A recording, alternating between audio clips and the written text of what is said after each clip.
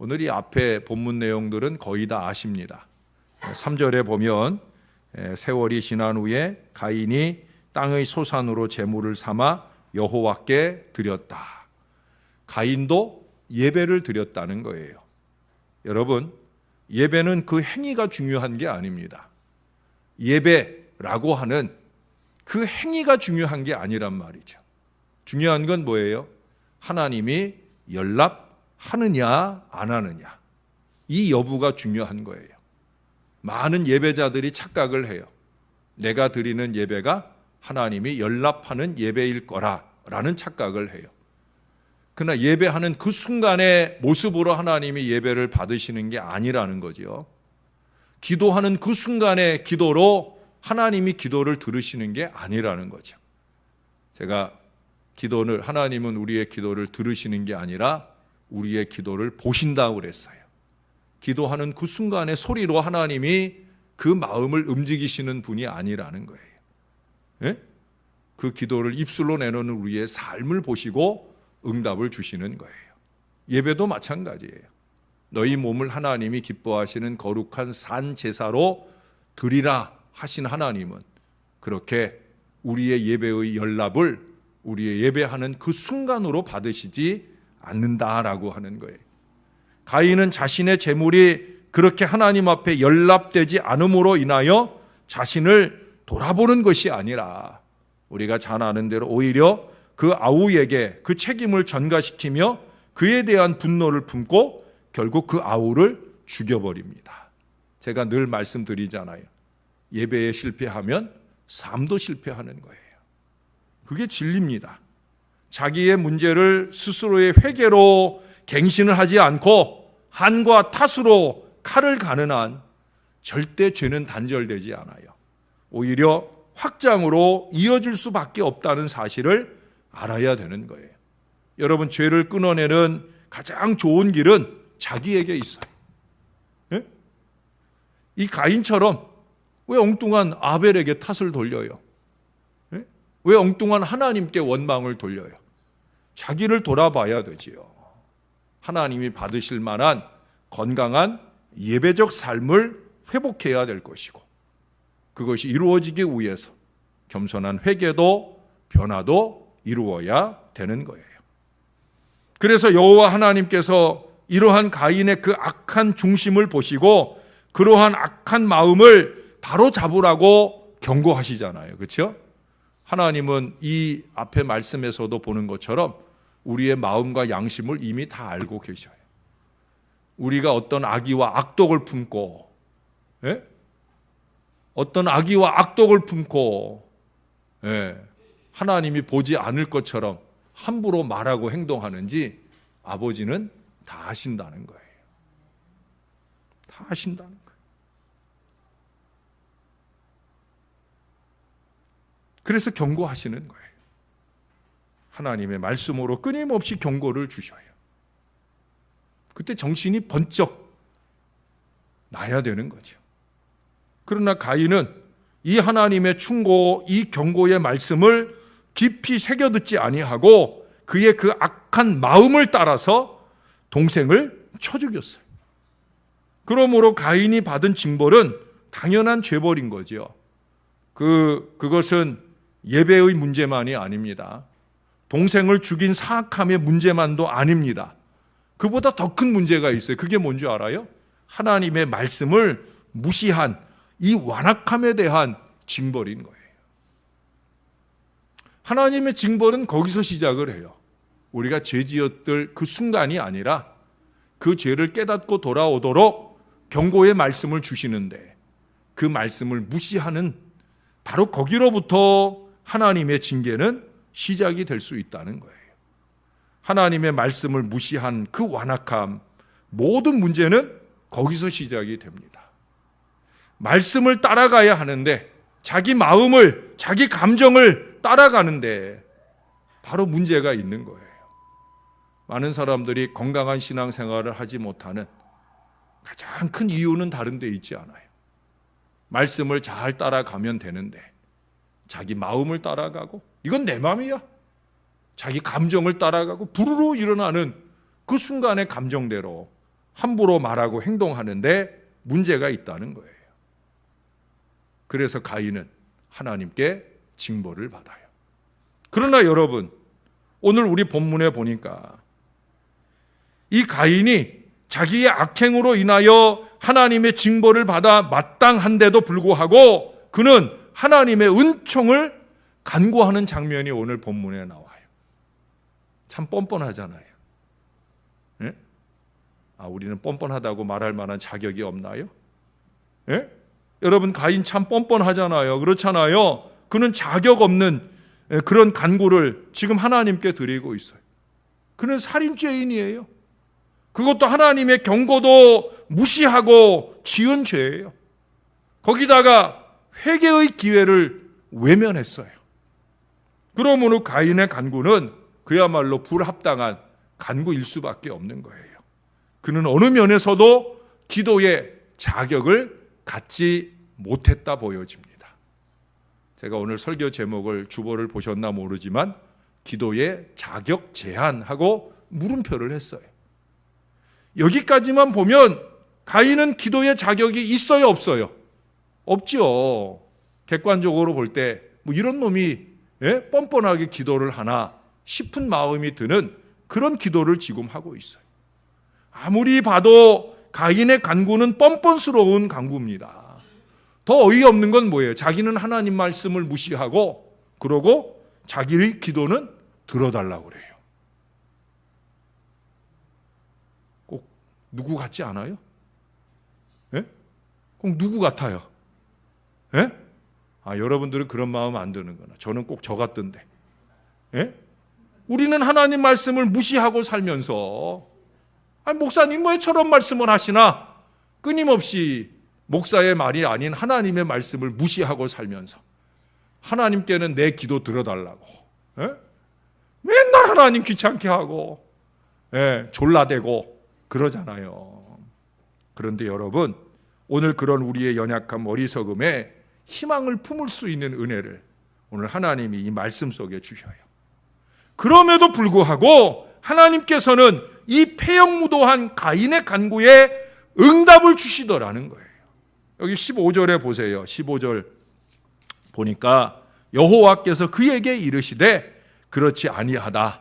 가인을 죽이는 자는 벌을 7배나 받으리라 하시고 가인에게 표를 주사 그를 만나는 모든 사람에게서 죽임을 면하게 하시니라. 지금 어떤 표를 준 거예요? 생명표를 준 거예요. 이 가인의 표식을 보면 가인을 절대 손대고 죽일 수 없는 이 대단한 긍휼과 은혜를 주신 거예요. 죽어 마땅한 인생을 살려줄 뿐만 아니라 혹여라도 그를 죽이면 7배나 벌을 더 받겠다고, 가인보다 더 크게 그를 징치하겠다라고 말씀을 하셔요.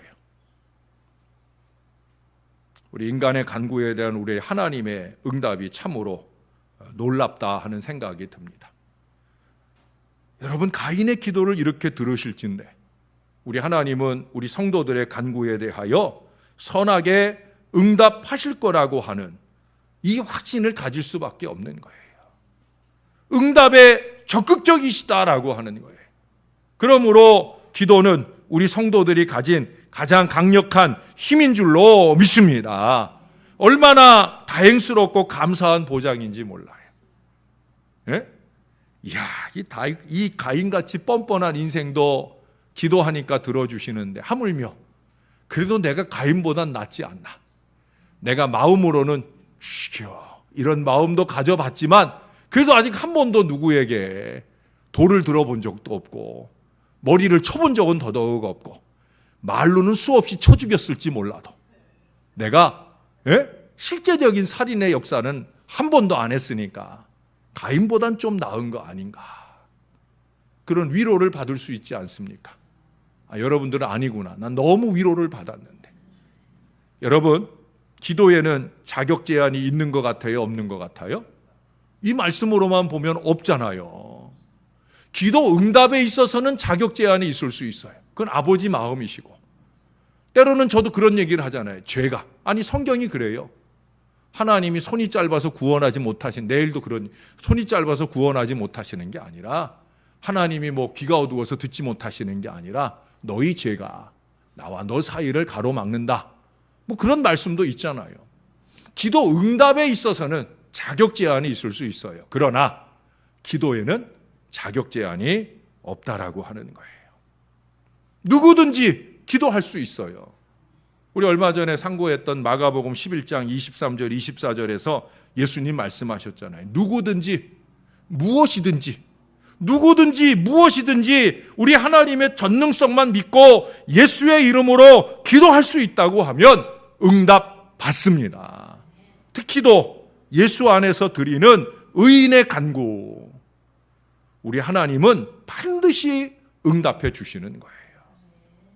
그냥 기도도 아니고, 이런 뻔뻔한 가인의 기도도 들으시는데 하물며 우리 믿는 주의 자녀들, 우리의 기도를 하나님이 얼마든지 들으신다는 거예요. 내가 비록 하나님께 간구하기에 너무 뻔뻔해 보인다 할지라도 하나님은 나의 간절한 기도를 귀 기울여 들으시고 응답해 주십니다. 우리는 오늘 가인의 이 기도에 대한 하나님의 인자와 긍휼을 보면서 좀 더 기도에 대한 자신감을 가질 필요가 있다고 보여집니다. 그럴 수 있는 이유는 우리에게 있는 게 아니에요. 내가 이래봬도 라고 말할 만한 그런 모습 때문이 아니라는 거예요. 우리 하나님께 있어요. 하나님께서는 기도에 대해서 항상 마음을 열고 계셔요. 가인 같은 이런 인생의 기도까지도 귀를 열고 들어주시고 마음을 열고 풍성히 응답하시는데, 기도는 그렇게 하나님의 마음을 움직이는 거예요. 하나님의 마음을 움직이는 가장 강력한 힘이 있다고 하면 그것은 저와 여러분의 기도인 줄로 믿습니다. 거듭 말씀드리지만 악인의 이 기도에도 인자를 베푸시는 하나님이신데, 우리가 그래도 가인보단 좀 나으니까, 좀 나은 정도가 아니라 제가 볼 때는 아주 나은 분들도 많으니까, 그런 점에서 우리 하나님이 우리의 기도에 그 마음이 움직이고 역사하지 않으실 수가 없다는 거죠. 하나님은 성도의 기도를 들으시고 간구하는 자를 위해 모든 것을 선하게 이루어 주셔요. 우리의 선의를 원하시는 하나님은 누구보다 우리를 선의로 대하시면서 기도에 대해서는 더욱더 적극적으로 우리를 대해 주신다라고 하는 거예요. 독일의 어느 마을에 두 자녀와 함께 가난하게 살고 있는 한 부부가 있었습니다. 그들은 먹을 것이 떨어져서 오랫동안 굶주리는 시간들을 지나게 됩니다. 그래서 하나님께 먹을 것을 달라고 기도하기로 했어요. 식구들을 다 모아놓고, 그래봐야 4식구인데 식탁에 모여 앉았어요. 앉았지만 그 식탁에 먹을 것이 하나도 없어요. 그래서 아빠가 얘 참 미안하다. 내가 너희들을 위해 양식도 구해오지 못하고 또 너희들도 하루 종일 애쓰고 돌아다녀도 양식 하나 구해오지 못해서 우리가 오늘 저녁 먹을 게 없구나. 우리 하나님께 먹을 걸 좀 달라고 우리 함께 기도하자꾸나. 그래서 이 가족들이, 온 가족이 함께 아주 간절하게 하나님께 기도했어요. 그런데 그들이 기도하는 동안 그 집에서 기르던 새가 뭐 불안한 마음이 들었는지, 혹시 기도하다 눈 떠보고 자기 보이면 잡아먹을까 싶었는지 몰라도 기도하는 중에 이 새가 쪼르르 날아 도망가 버렸어요. 애들이 너무 애지중지 이뻐하던 새라, 새가 날아가 버리니까 애들이 울먹울먹 하면서 아빠, 우리 새가 돌아올 수 있도록 위해서 양식을 주시라고 하나님께 더 기도해요. 그래서 아빠가 그 얘기를 듣고 4식구가 또 하나님 앞에 더 간절하게 우리 새 좀 돌려보내 주세요. 우리에게 양식을 좀 주세요. 그렇게 간구하고 기도했어요. 근데 그때 밖에서 아주 미세하게 문 두드리는 소리가 들리는 거예요. 누구 사람이 온 것 같지는 않고 그래도 문 두드리는 소리가 나서 막내 아이가 듣고는 나가서 문을 열으니까 도망갔던 새가 쪼르르 들어오는 거예요. 그런데 그 입에 번쩍하는 무엇인가를 물고 들어왔어요. 재밌죠? 재미없나?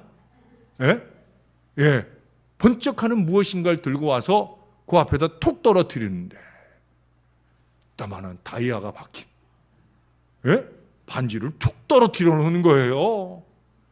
이야, 얼마나 신기하고 감사해요. 됐다 싶은데 믿음 있는 사람들은 됐다 싶은 그 순간에도 함부로 행동하지 않아요.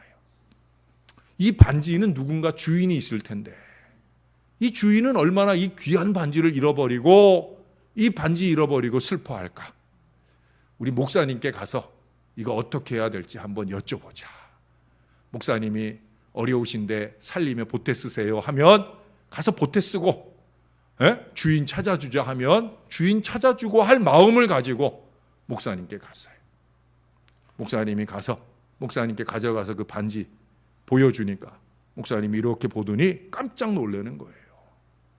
아이고, 이 반지는 황제의 인장 반지입니다.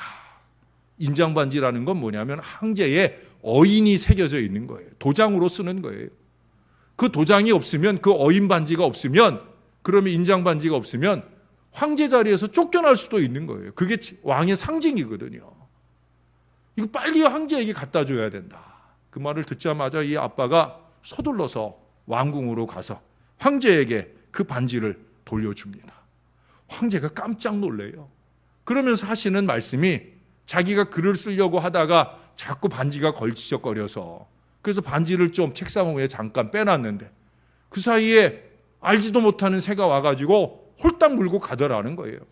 잡아보려고 노력을 했는데 놓쳐버리고 어디론가 날아가 버려가지고, 그래서 지금 큰일 났다고 걱정을 하고 찾고 있는 중인데, 아니 어떻게 이 반지가 당신 손에 있느냐고, 내 손에 있느냐고 그렇게 묻는 거예요. 이렇게 농부가 자초지종을 다 얘기했겠죠. 여차하고 저차하고 그차해서 요차했다. 그렇게 얘기를 다 해줬어요. 그 얘기를 다 듣고 나더니 왕이, 하나님이 당신들의 기도를 들으셨구나. 하나님이 너희들의 기도를 들으셨구나. 그러면서 그 농부에게 아주 넓은 땅을 하사해 주셨다라고 하는, 전설 따라 삼천리. 하나님이 들으신 줄로 믿습니다. 하나님께서 다 들어주셔요. 하나님께서 역사하셔요. 당장의 모변이 아니라 하나님은 풍성한 역사를 주시는 줄로 믿습니다. 우리의 기도를 보여드릴 수만 있으면, 우리의 진실한 간구를, 절절한 간구를 보여드릴 수만 있다고 하면 하나님은 다 들어주셔요. 내가 생각하는 얄팍한 요만큼의 생각이 아니라 하나님의 그 크고 놀라운 뜻으로 우리에게 넉넉히 베풀어 주시는 거예요. 그러므로 우리 하나님의 자녀의 끈질기고 간절한 기도보다 더 강한 힘은 없다라고 하는 거예요. 이미 지난주에 우리가 간구를 배웠잖아요. 여러분, 그 응답이 얼마나 풍성한지 우리가 다 들었잖아요. 여러분, 기도해야 합니다. 기도하러 모여야 하고 기도의 입술이 가장 강해야 되는 거예요. 특별히 이 교회는요, 말씀과 기도의 입술이 강해야 합니다. 교회 안에 이 두 가지 소리 외에 딴 소리가 강하면 그 교회에 문제가 일어나는 거예요. 신앙 공동체의 힘은 기도에 있어요. 오늘날 교회가 이 힘을 잃어가고 있어요. 오늘날 교회들이 이 힘을 잃어가고 있어요. 그래서 교회들마다 아파요. 교회가 아프게 되는 가장 큰 이유는 다른 데 있지 않아요. 가장 앞장서서 기도해야 할 목회자들이 기도를 하지 않아. 또 목회자들과 함께 교인들이 기도하지를 않아. 목회자들과 교인들이 모이면 쓸데없는 작당이나 하고 모이나 꾸밀 뿐이지 기도를 하질 않아. 기도하는 교회가 힘 있는 교회예요. 우리가 금요일 저녁에 이렇게 좀 적게 모이지만 우리 교회 새벽 예배가 40명 내외가 나와요. 많이 나오는 거예요. 예? 우리 주변에 뭐 큰 교회들, 우리보다 2배, 3배 이상 큰 교회들도 20명 나오지 못하는 교회들도 허다해요. 여러분, 40명 내외면 우리 교회 주일 출석의 거의 20% 내외 나오는 거예요. 대단한 거예요. 저는 바로 그 기도하는 사람들의 힘이 우리 교회를 지켜줄 줄로 믿습니다. 이 금요일 저녁까지 우리가 더 기도하러 모일 수 있다고 하면 우리 교회에 부응하는 미래는 당연하게 열리는 거예요. 아니, 교회가 왜 이 신앙의 원리를 모르고 사는지. 성경이 말하는 모든 신앙의 원리는 이 원리를 말하고 있는데, 뭐 이런저런 말들은 잘하는데 왜 이 신앙의 원리에 입각한 기도로 역사를 열고 부흥을 열 줄은 모르는지. 여러분, 오늘날 한국교회를 향한 하나님의 한숨 소리를 우리 기도하는 사람들이 들어야 되는 거예요. 제가 오늘도 기도 속에 하나님이 기도하게 하신 유명한 말, 존 낙스의 말 여러 번 들려드렸어요. 기도하는 한 사람은 기도하지 않는 한 민족보다 강하다. 여러분, 미국의 연방수사국 FBI 국장이었던 후버라는 사람이 그런 얘기를 했어요. 놀라운 얘기를 했어요. 연방수사국 FBI의 국장인 사람이 하기에는 좀 안 맞는 얘기를 했어요. 그가 뭐라고 얘기했느냐? 기도하는 민족의 위력은 원자폭탄의 폭발하는 힘보다 더 강하다. 기도의 힘은 인간이 만들 수 있는 어떤 힘의 결합보다도 더 위대하다. 왜냐하면 기도는 하나님의 무한한 능력을 연결시켜주는 인간의 가장 위대한 수단이기 때문이다. 하나님께 간절히 기도를 드림으로써 우리는 저항할 수 없는 악한 힘과 우리를 괴롭히는 사람들로부터 안전하게 보호받을 수 있으며, 기도는 평화를 얻을 수 있도록 하나님의 능력과 은혜를 연결시켜주는 인간의 가장 강력한 수단이다. 아멘 안 해요? 여러분, 이런 말 이거 누구에게서 들어요, 이런 말을? 존 낙스가 한 말도 대단하지만 저는 이 말이 연방수사국 국장이었던 사람이 한 말이라는 게 더 놀랍고 더 놀라워요. 연방수사국 국장 같으면 핵폭탄보다 더 큰 힘은 뭐라고 그러겠어요? 컴퓨터다, 정보력이다, 군사력이다, 이런 말을 할 것 같은데 아니라는 거예요. 북한이 가진 핵폭탄보다 더 가장 강력한 힘은 저와 여러분들의 기도인 줄을 믿습니다. 여러분, 이 자리를 포기하지 마셔요. 기도의 자리를 지키시기를 바랍니다. 주간 중에 사랑방 모임 식구들 가운데는 지난 주일에 제가 리더와 헬퍼들에게 복음 자리를 말씀드렸어요. 우리 삶의 자리는 복음 자리고 그 복음 자리를 복음 전하는 복음 자리로 만들어야 된다. 그 복음 자리는 그냥 만들어지는 게 아니에요. 우리의 기도의 자리를 지킬 때 복음이 능력 있게 역사하는, 폭발적으로 역사하는 놀라운 은혜가 나타날 줄로 믿습니다.